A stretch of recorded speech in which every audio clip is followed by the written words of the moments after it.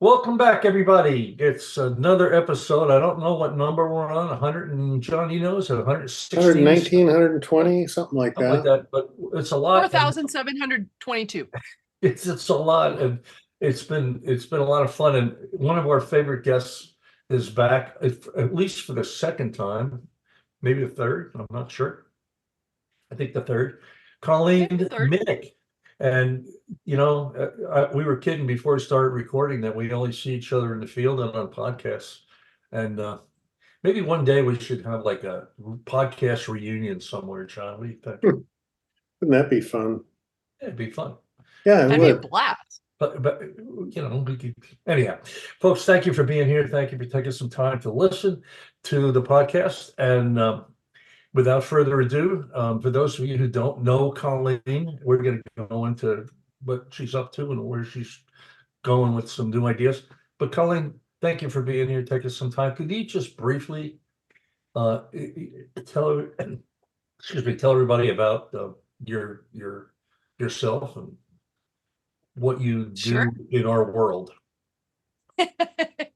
Yeah, so thank you so very much for having me on. It's always so much fun to talk with you both. And so, yeah, happy spring. My name is Colleen Miniuk. I am calling in from the world headquarters of CMS Photography, which is my home office in Chandler, Arizona. And I never intended to be a photographer. I am actually an ex-software engineer. I worked for Intel for about 10 years as a software engineer, and photography pulled me out of the rat race. And so I've been a full-time freelance photographer, writer, publisher, instructor, speaker, stand-up paddleboarder, bubble lover, river rafter, like that. Yep. Like the way life has turned has been quite exciting. Certainly not anything that I planned, but I have been in the freelance world on my own for 17 years. I just celebrated my 17th personal Independence Day on February Wow, 28th. congratulations. Thank you. It's a little bit hard to believe, quite honestly. Yeah, but it's great, isn't it? Yeah, it's You're not going to freedom get is. fired on Friday. No, I mean, my boss is a little bit kind of hardcore Yeah, I sometimes, know. but I have these oh, staff meetings every morning, and I, you know, my staff, they want more time off. I can't do it. They want to make more money. I can't do it. yeah. Well, I mean, talk to management about Yeah, it. Yeah. I'll have my Right? girl. Fax your girl. We'll Yeah. do lunch. Yeah. Yeah. So right now I'm really, the path has changed over time. It's I started with art shows. I've done editorial work. I still do editorial work, stock photography, commercial work. I don't do a lot of commercial work anymore. But I've kind of dialed in right now that my kind of formula for fulfillment, if you want to call it that, is really teaching photography workshops, which is one of my true loves.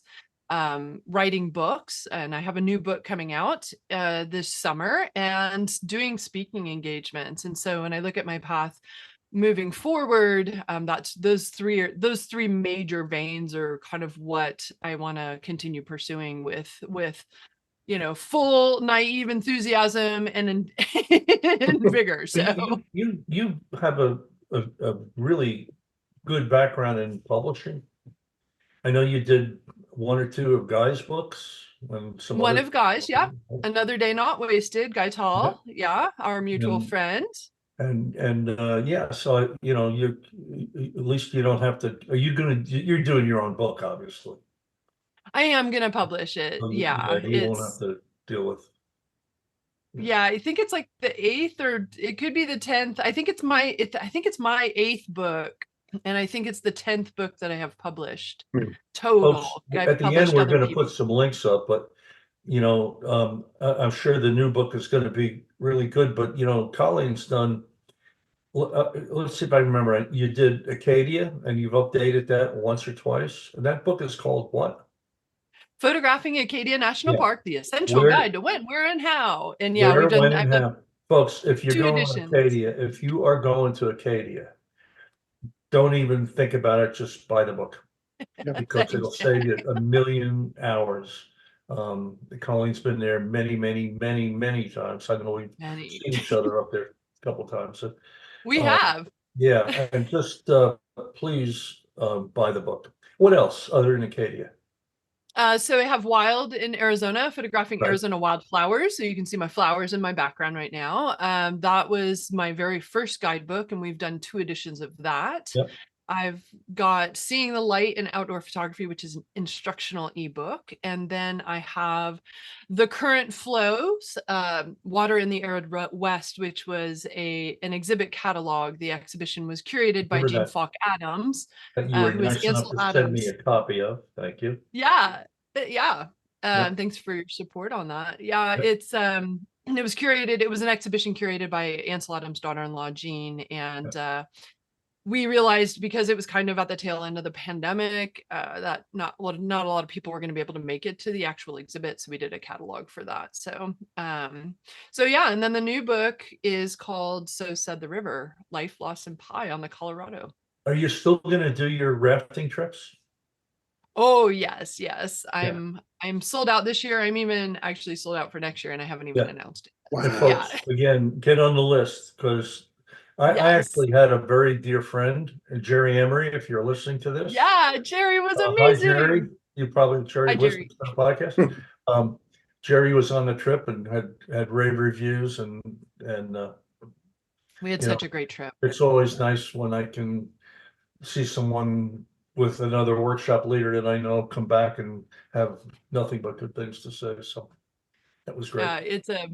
Jerry, it was a great trip. It's always a great trip. Yeah. This year will be my 9th trip in 9 years. The thing is, you know how to do that trip, and again, we were talking about people getting into the workshop business who just are new at it. And John and I see people going to like Olympic National Park in August. Why would you want to do that? Right. It's sunny every day. You're in a rainforest what? So you go where you know, and we go where we know, and that's why people should do your trip. And I know it's sold out for a while, but I know you have a waiting list, and you know how that Yep. goes. I would get on it. It's a great trip. Yeah. Okay. Yeah. So where do we leave it? Are we up to speed about Colleen? Is there anything else that? Well, I think we are. There was one phrase that you used, Colleen, that I absolutely loved that piqued my interest, which was photographic fulfillment, which is you've been kind of on this exploration or this journey to scratch the itch, whatever that is, and you found it. So what to you is photographic fulfillment? Well, I think that has changed over the years, John. I think, and I think that's part of the photographic journey is what brings us joy and what fulfills us changes over time. And, when I was first starting out in 2001, fulfillment was, me getting something on my slide that was not like not under or overexposed. It was in focus. It followed the rule of thirds. And over time, as a part of my artisan residencies with Acadia National Park, I came to find more information about creativity and how we can connect better connect our individuality with our subject matter and with nature. And now it's funny. I think I'm more into this idea of experience-based, almost experience-driven photography, where I have to have the experience, I have to have the meaning first, and then I might make a photograph. I might not, but I might make a photograph. And it's funny, just over the years, over my however many years it's been, 23-year journey, just how the emphasis on photography has just changed. And I feel like I photograph a lot less right now, but the photographs that I make are much more meaningful. They're much more interesting to me because they're more storytelling. They're more about it's about a narrative. It's about a moment where I had awe and wonder and curiosity kind of all packaged up in one. And that's pretty different than just going out and, Taking a praying pretty that you picture. get something exposed. Yeah, exactly. Oh, it is, but and I think what you said in there that really resonated with me too was that connection with your subject or with that location and achieving that connection, slowing down, which is what Jack has taught for many, many years, And that slowing down really helps you make that connection so you can bring more of yourself into your photograph. I even take it Exactly. now, Colleen, when I do my, we look at images in review sessions. Used to be very common. You ask the client, so what's the subject here? What's the subject? Well, that to me right now, that doesn't have the same meaning. I asked them, what is the story you're trying to tell? Because Mm. the subject is part of the story. It's not really, if you don't have a subject, you don't have an image. Well, I don't know, you don't have a story, you don't have an image. Story is where it's at. You're 100% correct. It's Yeah, and story, intent. the approach that I use for critique is to what are you responding and why? Yep. And Yeah. it's all the same thing, How right? many times, and I know you do this because you have, and I know in your workshops, you actually have some field exercises you get people to do, which is great. But how many times have you asked somebody in the field, why are you taking this photograph? And they go, I don't know. Oh, all the time. And the Yeah, I answer is, think well, that's if the you don't hard part. know, let's go have lunch. Well, the viewers aren't going to figure it out for you, No, right? I Right. mean, if you snap something, the viewers are not going to make any sense out of your chaos. So, like, correct. I think that's we talk a lot about the technical aspects of photography, and don't get me wrong, things like depth of field are maddening and frustrating. And I mean, it took me almost 2-3 years to figure out depth of field, but I think actually one of the hardest parts about photography is understanding that Amen. what's going on in your head. Yep. And I would argue, and I don't know how you guys would feel about it, but I would argue that paying attention, simply paying attention, is one of the most undervalued activities in photography. Like, you can know depth of field, but if you're not paying attention to the surroundings, but also what's going on inside of you, Amen, sister. then Amen. they Yep. woo, yeah. I mean, so Like much, I so much of this creative journey is driven from within, and if we're not conscious and aware of what's going on inside of us, how can we impart and capture some of that in our surroundings? Yeah, and I think it's important when we talk about, using photography as self-expression, you have to put yourself into it. And Mhm. that, I mean, that you have to understand yourself, you have to know yourself, you may even have to like yourself. Like, that's scary, right? And being okay with saying, I really love the way, the wood looks versus what, the other 14 people in my workshop are photographing, which is the scene over here. Like, that takes a lot of courage, that takes a lot of confidence to be like, no, I really want to say something about what I experience in this world, and what I have to say has value if to no other person to me, and that is enough on its own. And so It I think is. that's hard. I've got a little note. I keep a notepad next to my desk when I write down things that pop in my head. And one of the things I have written on it is translate and interpret. So Mm. around paying attention, right? We all see the scene, we all see the location in front of us, but we all need to translate and interpret what we're seeing and put it in our own words to then express it through our photography. And that's a very unique experience. I love that approach. I love that idea that we're translating and interpreting, because one of the hangups I think we have is that, at least I did when I was first starting out, is that I felt like I had to recreate what I saw. And I thought that I was going to recreate it such that other people would see the same reality that I do. And, Hmm. over time, you realize that there is no shared reality. The only reality is the one that you're living. You individually are living. And so when you translate and you interpret, you're really honing in on your own experience. And, maybe we're not going out to necessarily recreate exactly what we saw, Right. and making some creative choices and creative decisions. We're going out to, understand ourselves better, understand the world better. Like, I can get into that idea of I mean, there's that old trans. phrase of, rose tinted glasses. And Mm, and I think that sort of equates to me is that we all see the world through our own lenses. and those lenses are built on our own personal experience and knowledge, and how we interpret this reality around us is very unique to us. So just as you said, there is no shared reality. So how do I express my interpretation of what I'm seeing? And that's sort of my vision, if you will. But the hard part is trying to intake what you're seeing and then put words to it and then put action into your camera based upon the words that you generated for yourself. That's that translation part. Yeah. Yeah, Like that's the hard part.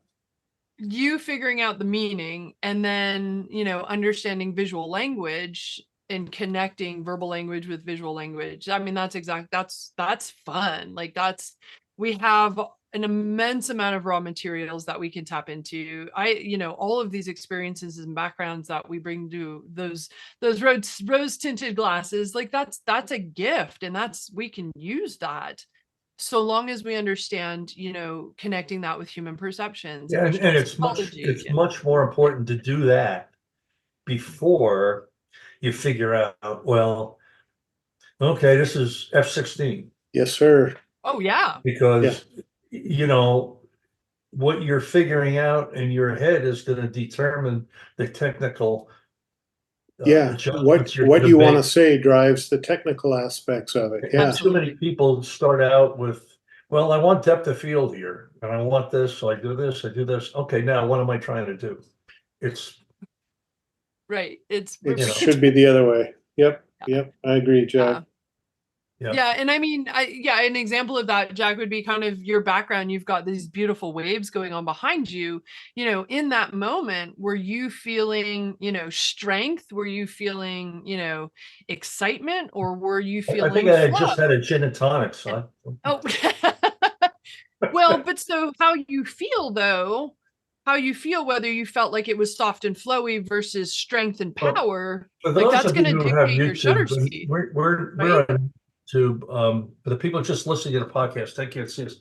But see Oh, that they can't see it. Oh, it looks there's a like piece of, Iceland, I'm gonna get maybe. out of it. There's a piece Yeah, of ice sitting there. See there you that piece go. of ice? Yeah, I wanted that to be like the main part of the issue. the So, payoff, I and it's a mean, delightful payoff. yeah, But kind of to your, go ahead, Jack. no, I just, I mean, what was kind of everywhere else, but looking at that piece of ice in the foreground, I mean, I wanted a pretty wave and all that, but I didn't really care about it. Um, so, the technical, I remember it being there. The technical end of that was at the very end of taking the photographs. Kind of an afterthought. It was a Yeah, way afterthought. Well, kind of that's what you said, Colleen, what were you feeling? That's like the first, even before I get out of the car at a location, I'm already aware of what I'm feeling. Am I feeling energetic, happy, sad, strong, weak, timid? Any of those things, that influences my interpretation of the scene and the photographs that I'm going to make. And so being in touch and aware of what you're feeling while you're there and acknowledging that. And that's where I think you do the best work. If I'm sad and I'm trying to make a happy picture, it's incongruous with one another. That's sort of a bad example, but it gets my point across. And so being in touch with where your energy is, I think helps you be more creative. I and always tell I've had people that, people. Oh, go ahead, Jack. I was gonna say, John's heard this a million times, so I always tell people, if they are going out to get out and enjoy being out and maybe, like Colleen said, maybe even making a photograph, I tell them, don't ever check the mail on your way out. Don't even check your voicemail. Don't leave your phone home, because, man, if you get some bad news, you might be shut down from the ability to create anything. And that's okay too, but you just got to know that, Yeah, you got to know what, you know, yeah. And um, some people I've had feedback where people are just not really too excited about being in touch with their emotions. And that's okay. Yep. Yeah, It's okay, but I gotta tell you, it's a hard thing to learn. It's a hard thing. Some things are hard to admit that, well, yeah, I feel this way because you don't want to portray I'm not a strong person. Well, it's okay to not be strong, but some people don't want to admit to things, and it's really hard to self-evaluate yourself. It's really hard. It's scary. Yeah. yeah, well, it's scary, and it not only is it scary to, feel feelings and emotions, but it's even equally more scary, or maybe even scarier, to like put them into a photograph and share that with the world for everyone to Right. judge. And so one of the things that to go back to the feeling part, is I sometimes use the word, what are you experiencing? What are you responding again? What are you responding to? What are you experiencing in this moment? And maybe they can define it as a memory, or maybe they can define it as a story, as opposed to I'm feeling happy, sad, mad, glad, whatever that is. And so I think, again, it just simply goes back to perception. And, we talk about photography being the art of seeing. It's really, for me, it's the art of perceiving. And that uses all of our senses, not just seeing. But you can make connections through smell, through taste, through hearing, and you can make photographs for any reason you want, as long as, and I say, as long as you have a reason, it can be for any reason you want. And so, yeah, I think that connecting with yourself is critically important when it comes to starting that connection with nature and then putting it into the rectangular box that the camera manufacturers have given to us. So yeah. Especially when the viewer, when they see your photograph that you've gone through all these processes to produce, they weren't there. They can't feel the wind. They can't smell the smells.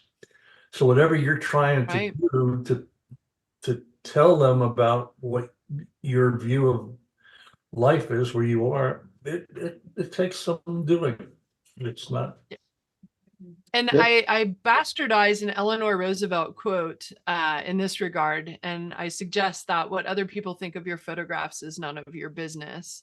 And so, like, I mean, That is true. ultimately, if we are really tapping into self-expression and we make photographs because they meant something to us in that moment, then really, like, what does it matter that people like it or don't like it? And I'm saying this being a recovering perfectionist. Like, I was a people-pleasing perfectionist for over 40 years. And so I used to do everything to just make sure that I got my attention and I got the check, check box and the like on Facebook. And there is a whole nother, way more fulfilling world out there than that. Like, John, this goes back to what we were talking about fulfilling, having photography fulfillment. That's, if you're making yourself, if you're satisfying yourself, then it shouldn't matter Yeah. what anybody thinks. So many Yeah. people I mean, satisfy themselves though by having people tell them how great they are, and that's which teach kind their of too own. bad. Yeah, I get it, Awesome. but kind of Well, life is too. I guess when you get to be 150 years old like me, that's not as important as it maybe was 50 years ago. And it's the whole. I mean, we're getting into that young guy and say, listen to us. We've been through this. It's not that important. I mean, we're kind of getting into a little bit of psychology, but it's, external validation versus internal validation of yourself. And I'm the only one that I can rely on typically. And so I've learned to give myself internal validation and internal criticism. I'm my worst critic, but I'm Yeah. also my biggest supporter. Well, and so this is the evolution that I had to go through recently. This is what my book, So Said the River, is about going from overachieving and thinking that I, at some point, would please enough people with all of my achievements that they would grant me the keys to the magic kingdom of happiness. And of course, after checking every box, some of them twice, I was miserable, and I had some life events happen, and that sent me into a whole tailspin of, I am alone and I need to figure this out. And like John, like you just said, I'm my biggest supporter now. I'm my biggest cheerleader. I'm my best friend. Like, that wasn't the case, less than 10 years ago for me. And that's a massive, massive lesson. And yeah, I'm I'm glad we've all figured that out. Yeah. So you're writing this book about this. Oh, it's written. It's written. I mean, was it tough to do this, or was it cathartic? Yeah, I mean, it started off as being sort of a cathartic exercise. I have attended to it almost every single day for the last 8.5 years in some form. Well, It's often proofreading now, so it's in editor's hands, and so I'm not really doing much with it at this moment, other than starting to promote it and market it. But when I was going through what was arguably the darkest part of my little perfect life, it was my support system. It was, I would write something and then I would be like, do I really believe that? Is that really what I want to be? And it was a way for me to kind of work through a lot of ideas. It was a way for me to process, heavy stuff. Yeah. And then at some point about 2 years ago, I learned that memoir was an argument and that I was the example. And so I rewrote the whole thing so that it was a little bit more universal and less of me just, journaling. And so hopefully now it's a more complete story.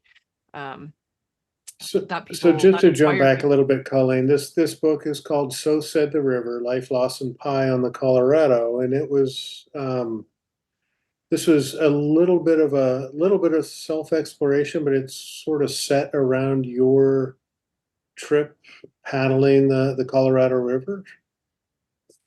Yeah. So I did what I always I did what I always did, which is try to accomplish something to prove my self-worth. And I had essentially two back-to-back failures in an 8-month time frame. I'll put failure in air quotes because they weren't failures, they were major learning experiences.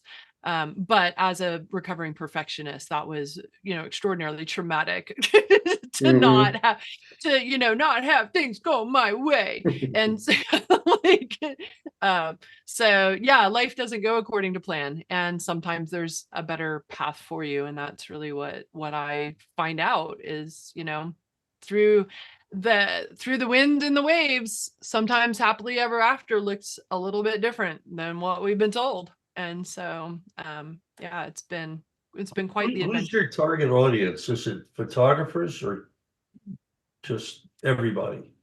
Well, no, well, you can't sell a book to everybody. My official primary target audience would be middle-aged women who like the outdoors, who maybe have had some sort of life event, so like divorce, loss of job, death, those sorts of things, adversity of some sort. But I've sent the advanced review copies out to a fair number of gentlemen, and they're getting inspiration out of it just the same. So ultimately the message that I want to convey is I want people to feel confident in their own authenticity, in their own journey, whatever that looks like. And so, I don't want the whole world to necessarily run out and quit their job and become photographers. I want them to do whatever they feel compelled to do, and that the world needs less judgment about this, that we should be more supportive about embracing people just as they are, in the same way that I'm arguing in the book that we should treat the Colorado River just as she is, as a river, and let her flow. And so, yeah, there's a lot of different metaphors, there's a lot of different messages in there, but ultimately my goal is that is really twofold. You can find fulfillment on your own through adversity. And then the second is that you should have confidence, have confidence in your own authenticity, wherever that takes you. And, it's taken me, 8.5 very long, hard years to figure that out. And I hope that by sharing the story, it'll help other people get there too. You have to go through, well, you say you figured it out. Is there something that we should be doing to keep not having to figure it out again? Well, so I have a line in the book that says you figured out life when you realize there's nothing to figure out. Yeah. Like you control your own destiny, one decision, one paddle at a time. And I got that from an interaction that I had, a woman with a tattoo on her wrist, when I took myself out on a date for one of the first times ever. And it said, control your own destiny, one decision at a time. And I was like, that's it. That's the whole thing. Like there is nothing to figure out. Like you just keep making great decisions in that moment, and you're kind to yourself, and you're not comparing yourself to others, and you have gratitude about what you have, not being sad for what you lack. And there was a lot of things that never had crossed my brain as I was trying to check those boxes for achievement for 40 years. So there's nothing to figure out. Just keep living. That's big.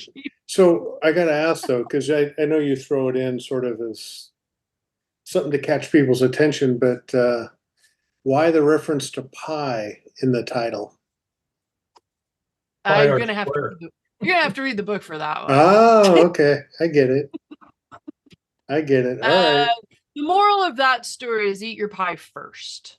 I'm not gonna. I'll let you read the book about it, but the moral of the story is, and I think it ties to this idea of controlling your own decisions. Controlling your own destiny one decision at a time. It's in part for me, the eat pie first is that I was delaying gratification. I was delaying happiness because I thought if I just did a little more, always more, I would be happier. And the fact of the matter is that happiness, fulfillment, really happiness. I try to avoid the word happiness because I think it has weird connotations.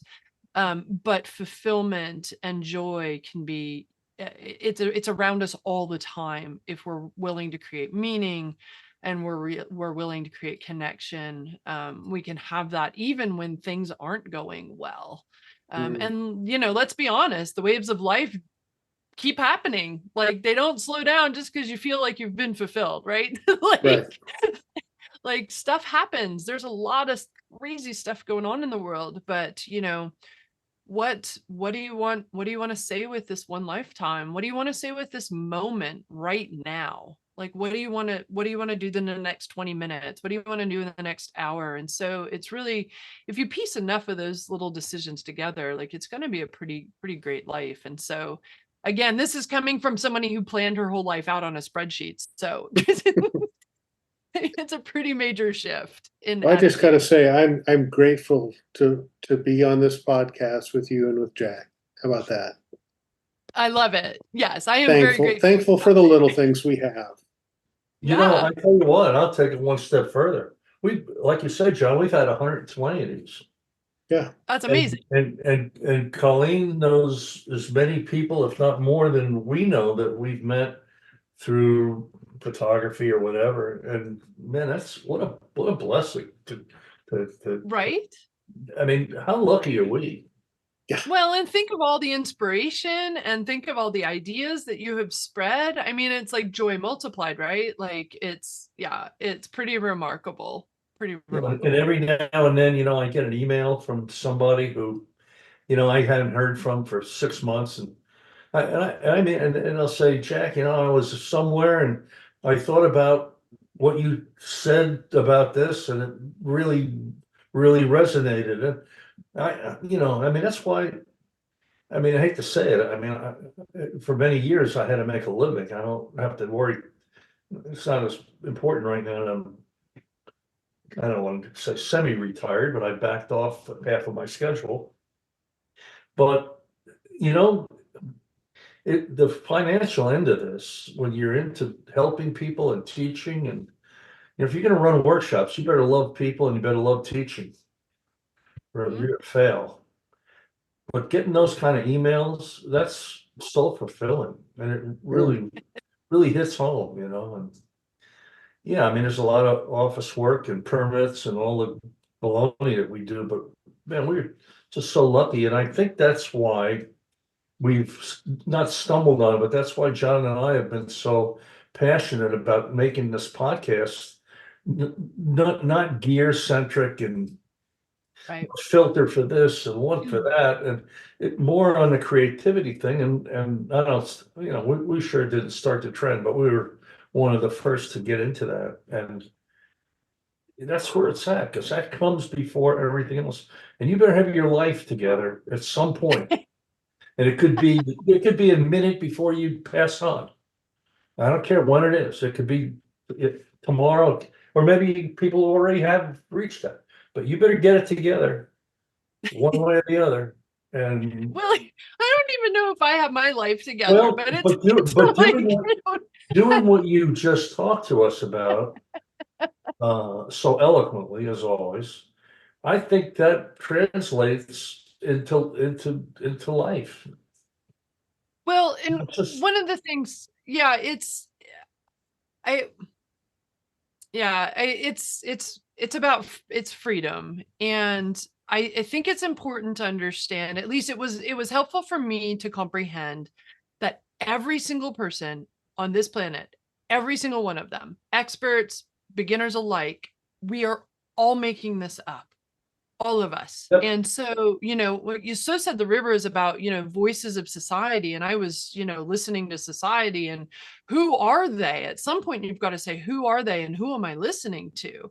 And so when you start, when the voices in your head start to become a little bit louder, and you start realizing that, oh, maybe they, whoever they are, don't have any idea what they're doing either. Like, and so for me, it became very freeing to make up whatever path I wanted to. And it is a privilege and it is an honor that I have that opportunity to do that as a freelancer, as all of us do here, right? That is a privilege, and that's a responsibility. And but my gosh, like what a gift to get up every day and be like, wow, how am I gonna, work through this today? How am I gonna, make the world a better place? How am I gonna help people progress in their photography today? How am I gonna show people a phenomenally great time in beautiful locations? Like, I mean, like that's way better than sitting in a cube, at least for me. Mhm. There may be people who love the cube, which is awesome. They should do that. But I think just being able to listen to your own voice, again, paying attention to your own self is so critical. Whether we're talking about life or photography, it doesn't matter. Yeah. Well, as you were talking, Colleen, before the program started, we were talking about creativity, and we touched on it a little bit here in the program, but you used the word authenticity, and I think about that word a lot when it just comes to personal stuff, but I haven't quite applied that word authenticity to photography. And that's kind of got me thinking. I don't have any conclusions around that, but creating authentic photographs that are authentic to me. And I think maybe that goes back to our comments around define connection to the authentic for me. subject. And Define authentic for me. yeah, I don't know yet. It's an Look it idea up. that's just popping up. But I think it's being true to yourself, right? yeah. Being true to your own inner voice. People use the word like genuine, real. But again, it goes back to, when you talk about being real, like you're being real per your own definition, per your own reality, because there's no shared reality. And there's like everybody has their own, preferences and attitudes and interests and all those things. It's And it's all embracing okay. that. And it's all okay. Oh yeah. But being Because confident in it too. Yeah. Not only is it not okay, but I would argue that if we don't get to see, John's photographs, or we don't get to see Jack's photographs in your own voice, then I don't get to know you. Like I don't get to see that part of you. And I am never going to see the world the way that you two do. And by seeing your photographs, that gives me the chance to see something completely different. And I love that. I love knowing when I look at someone's photograph that I am peering into their soul. Like I am peering into moments that meant something to them. For me, that's very exciting. And so it expands my world. It expands our worlds, right? Yep, agreed. So, Colleen, your book, So Said the River, when is it going to be out? It should be out mid to late June of 2024. So it goes to print May 1st. Excellent. So can folks pre-order it if they want? I will have pre-ordering available in April. Yes. So you can go to sosaidtheriver.com and you can register for that. I will give people a pre-order discount. It'll be out through my website earlier than places like Amazon, for example. And you can get signed copies as well. And I hope to have an ebook ready. Eventually, I would like to have an audiobook recorded. And so, yeah, these are all new ventures for me. Wow, New ventures. audiobook, that's awesome. For sure. You should do an audio. Yeah. Sure. Well, folks, I'll put up links to sosaidtheriver.com and Colleen's website. So if you visit We Talk Photo, you can get all the links to where to go if you want to read more about this book. Where are you going next, Colleen? Do you have any trips planned? Yeah, I leave for Big Sur, California in 3 days. So you're going to have some just, flowers. I think you're I just got back from Moab, southern Utah, and so yeah, it's just on to the next. So how is Moab? Is it crowded? Is crazy crowded down? Well, you were talking about timing. I actually go early March to stay away from the crowds. That said, even during the week, although somebody said it might have been spring break, during the week, like Moab Arches had like a half an hour wait to get into the park midday. We weren't doing that, but midday it was quite crowded. So, which was surprising for March. Usually it's that way, a little bit later in the year. But March, we had some pretty interesting weather and a fantastic time, and yeah. Excellent. Good for you. Good for you. Yeah. Well, thank you for being here. Let's not make it, I don't know, if it was a year or 8 months, whatever it was. I think it was almost 3 years, Jack. No. 2 years. Wow. Sorry. Was it 22? 21. All right. We'll have you back on sooner. I'm not just saying this, but Colleen's one of my, we have this group. I don't know what you want to call it. She's just one of my favorite people. Oh, you're my favorites too. But there's more to life than taking photographs, and you bring a lot of thought. I think that's why I enjoy talking with Guy as much as I do, and Michael, and some of the other people who, there's more than just, I hate to say it because this is what we do, but it's more to life than taking photographs. And it's almost like the photographs are byproducts of how we live and the way of the experience. In this life. Anyhow, thank you for being here. Just hang in when we sign off here for a minute, and we'll sure. And for those of you who have any questions, comments, what have you, oh, by the way, hit the like button on YouTube. Yeah, nice job, Jack. Because it helps the algorithm, and here's 10 pro tips to dealing with Colleen. Yeah, thank you all for being here. I love it. WeTalkPhoto.com is the website.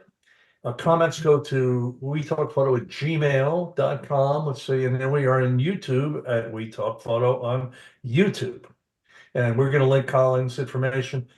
Colleen, you're the best. Thank you so much. You're the best. Thank you. Thank This was a fun conversation. How can I be the best when you're the best? It can't be. John, how about John's the best? We're all all the best. We're all good. We're all good. Yeah. Okay, we are all folks. the best in our own ways. In fact, you know who's the best? The people who hung in here to listen to this podcast. Yes. Thank you all. Exactly. We'll see you again. Bye-bye. Bye. All right. See you later.